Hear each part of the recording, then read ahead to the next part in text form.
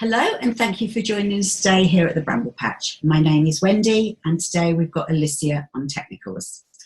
Today I'm going to show you two different techniques. So first of all, this is the first technique I'd like to share with you, and it's a little padded Christmas tree. So if you can see, when I push this in, you'll see that it's all spongy. Okay, so this one, if I hold it up against myself, you'll see that it has the spaces between the triangles, okay? And that one is red on the opposite side, okay? So that's the first one. The second one that I've made is this pretty little one. So this one, I have filled in all of the triangles. So if I place it here, I'm hoping you can see that one. So this is completely filled in with triangles, and whereas the other one had a little tree trunk, this one has got a little pot that the Christmas tree would be standing in. And this is very neutral greys and silvers. But I thought it might be quite exciting just to change it up a little bit and make this one reversible. So on the other side, I've done it in golds and silvers. And I've actually sewn buttons on all the joinings of the triangles. This is a really, really simple technique. What I tend to do is actually machine the triangles up during the day, and in the evening I'll actually construct the Christmas tree, because it's just a little bit of hand sewing. So it's quite good fun to do. So that will be the first technique we do. The second technique I'm going to show you how to do is again using triangles. But this one, we actually fold them. So it's a little bit like origami with fabric and just folding them. And I put little bells in the center of this. And you can construct this with various different designs. This one, I've just done as a little wreath. Okay. So if I just pop that one back on there. And first of all, I'll just show you how I actually do the triangles. Now, for this technique, I have used the Creative Grids 60-degree ruler. It's a really handy ruler to have in your work bag. This comes in handy on lots and lots of occasions. So I particularly like this ruler. And the instructions are all very, very clear to use inside. And you can do the half squares as well, so that you can actually finish off edges without any guesswork. So that's the 60-degree ruler by Creative Grids. So first of all, what I'm going to do, I'm going to show you how to use the ruler to actually make the triangles. So first of all, I've just got 2 scraps of fabric.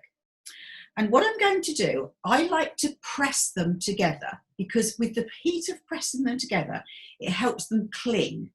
And if you put right sides together, it means they're ready to actually sew once you've actually cut them.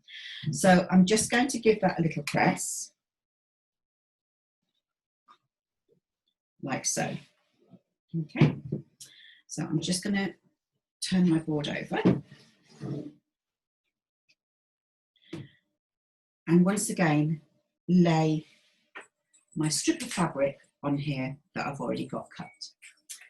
So what I need to do to start with is decide what size triangles I'd like to have. On this occasion, I want my triangles to finish up 3 inches. So I'm going to cut my strip of fabric 3.5 inches. So all I'm going to do is lay my ruler on my fabric, and I'm right-handed, so I'm just going to actually trim that edge. And you can actually turn it around, turn your board around, or just turn your fabric. Because I've ironed them together, they just cling. So now I'm going to cut the strip 3.5 inches.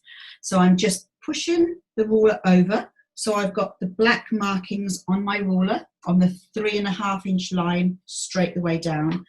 and I'm just going to tidy that edge. Okay, so all we need to do now is actually use the 60-degree ruler to cut the triangles. I'm just going to turn my mat around.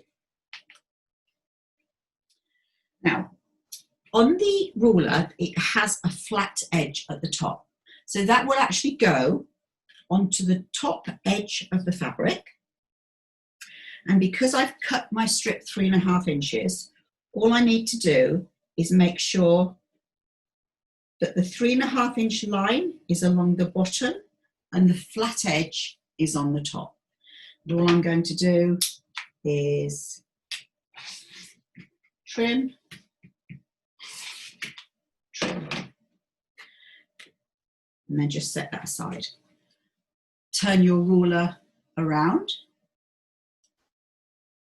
and now place it so the edge is on the edge of the fabric with the flat edge at the top here, making sure that black line is straight along the bottom edge of the fabric. So, and this goes really, really quickly. So you just keep going all the way along, knowing that everything is being cut very, very accurate, like so.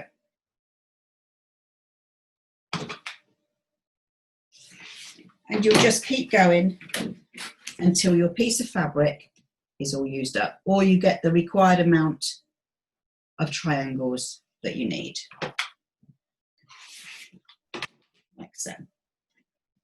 Okay.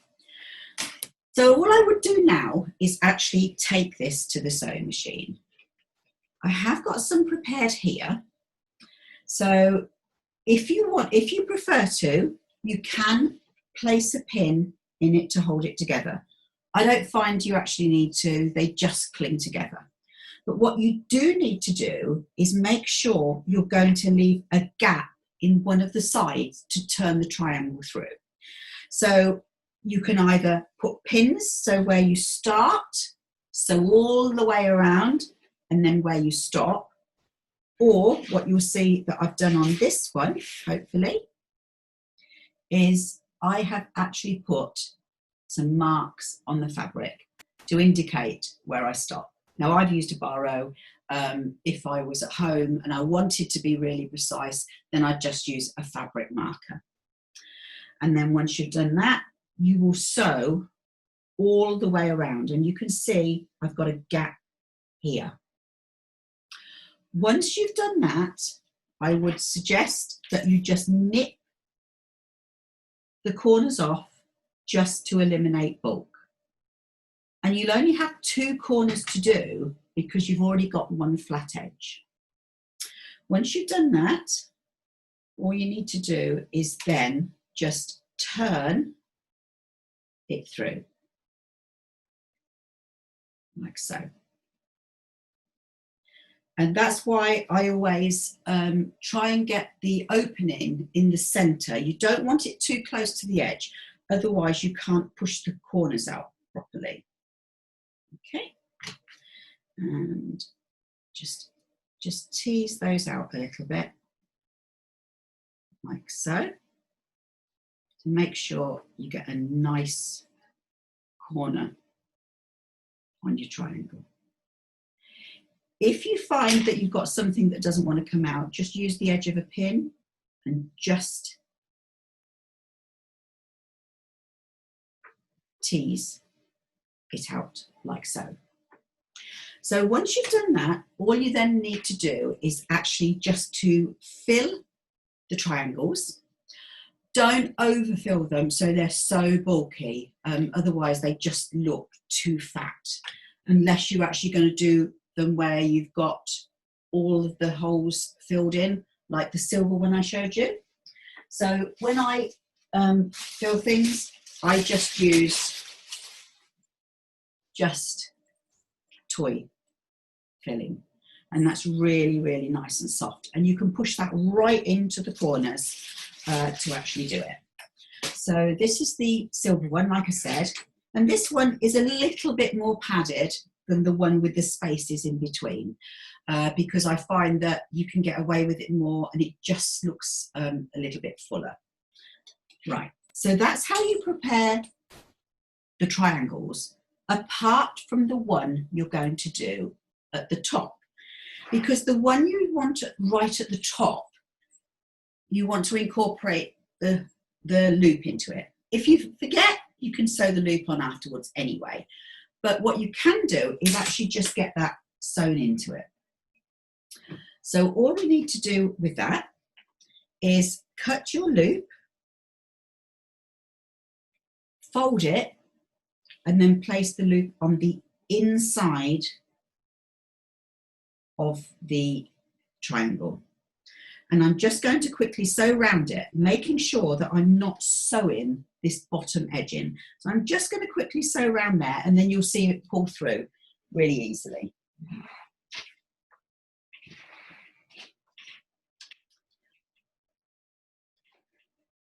So I'm starting about a third of the way. Oh, maybe not.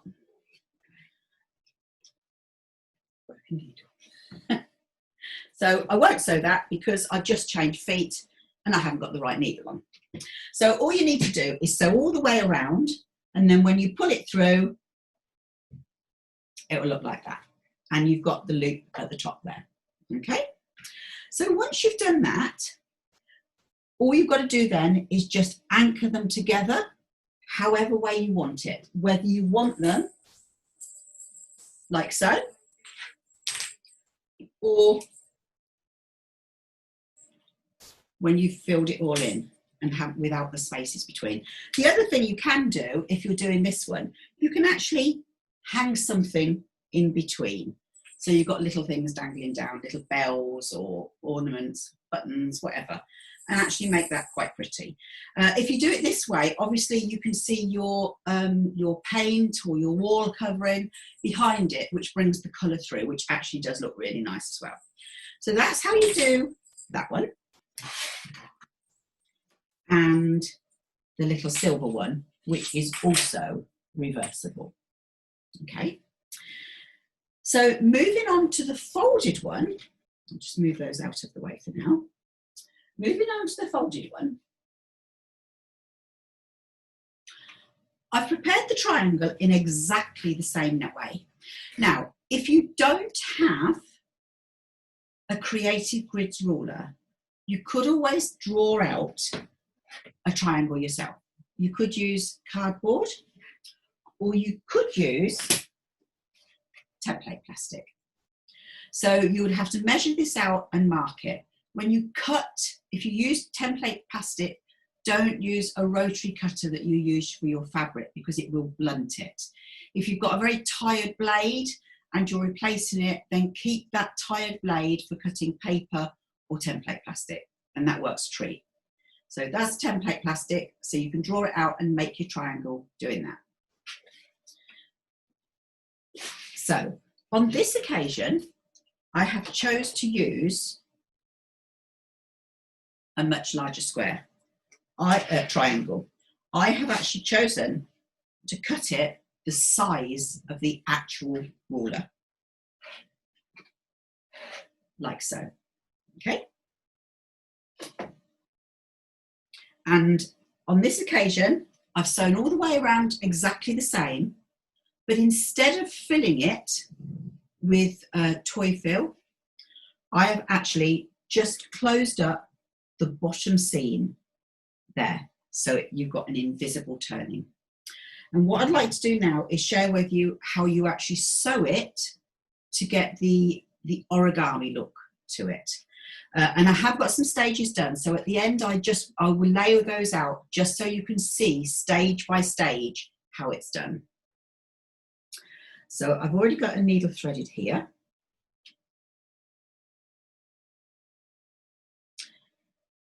This is what we are going to make. A little folded origami triangle. That's the front. If you prefer, you can actually have the back. The back doesn't have the line in it here. Both are decorative. Okay, so this size triangle, the 8.5 inch triangle, makes that size folded triangle. So all I'm going to do to start with is take my needle, and I'm going to do it all the same colourway. So I'm going to take the point of one of the corners, and I'm just going to try and get it so you can see what I'm doing. I'm just going to anchor that and make sure that that's there. And I'm just going to nip. There's my scissors. There we go. Used earlier. Just going to nip those two little tails off there. So I've just anchored my thread to start with. And all I'm going to do now is I'm going to take the second corner and I'm going to pull that over. And what my aim to do is to have this line here straight. I don't want it like this. I want this line straight across. So I'm going to just put a little stitch in like so.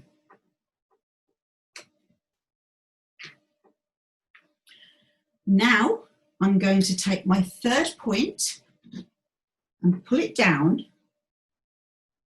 to join it to the other two. Now I prefer to do it this way because I find that you can actually position things much, much better.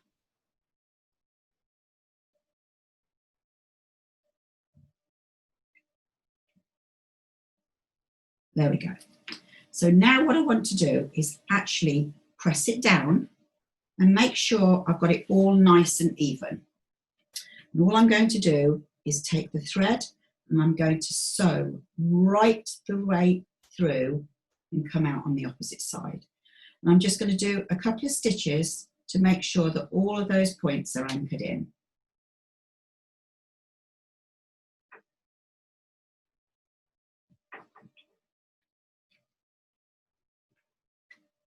There we go.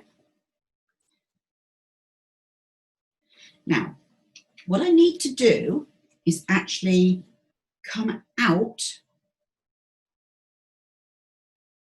on the opposite side, like so. Now take the edge that has got exposing the inside fabric, and I like to just fold that in half and just get the center point just here. And that is where you are going to actually pass your needle through, like so. And if you gently pull that back, it will take it to the center of your block. Now what we're aiming to do is to get this effect. What we want are these two little ears sticking out here, okay? And once you've done that, just put a little anchoring stitch there, like so.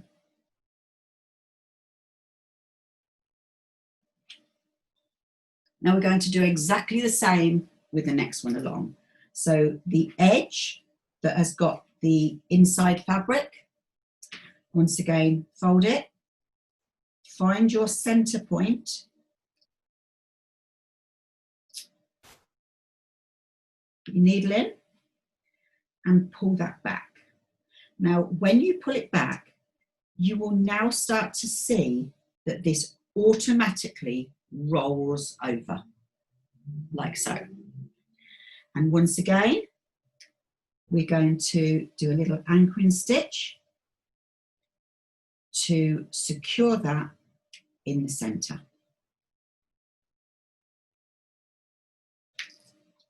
Like so. Now you see, as you did this one, this is all rolling as well. So all you need to do now is once again rotate it.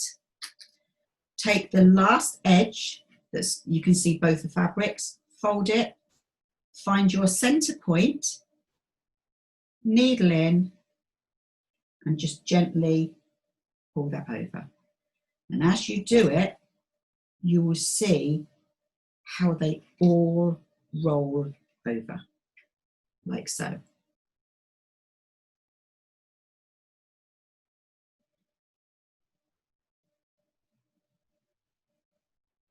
Now at this point, if you want to put a little decoration, a button, a bell, anything in the middle, because you've already got your thread there, this would be the time to actually add that on. So just to recap for you, you have your triangle that you're going to turn through. And the first thing you'll do is actually pull those two together. So you pull in the center point and this one to the center as well, and so. The second one, you will then push these up, which will give you that. Moving on from there, you will use that and pull it over. And then that's the back of it.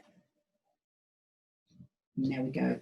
And that is now ready to have that pulled over, to have that turned through as well. And by doing all of that, that's the finished look. That's what you can do. And these make lovely little Christmas decorations. They can go on top of crackers. I'm hoping to do a tutorial soon to show you how to do a handmade material cracker that actually does break like a normal cracker. And these make nice little embellishments to put on them. You can do wall hangings like you see with this one. I just remove this and lay it here. You can actually see the finished look of that. So that's what you can do. You can make them all different sizes, but you do need 60-degree triangles to do that with. Okay, this one, when I made this one, I did actually put a little bit of gold bias binding on my background first. I cross-hatched the background just to make it look quilted. I put a piece of gold bias tape on it. Equally, you could use just a applique circle, or you can just close them up so you don't see anything in between at all. I put the bow on first. I just appliqued a little bow there in gold. And then I've just arranged my little triangles all the way around. And it's actually quite nice. Like I say, I just do the triangles during the day and sit and stitch them in the evening. I actually really enjoy doing that.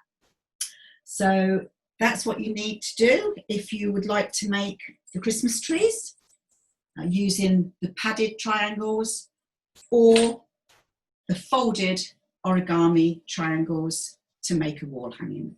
So thank you for joining us today.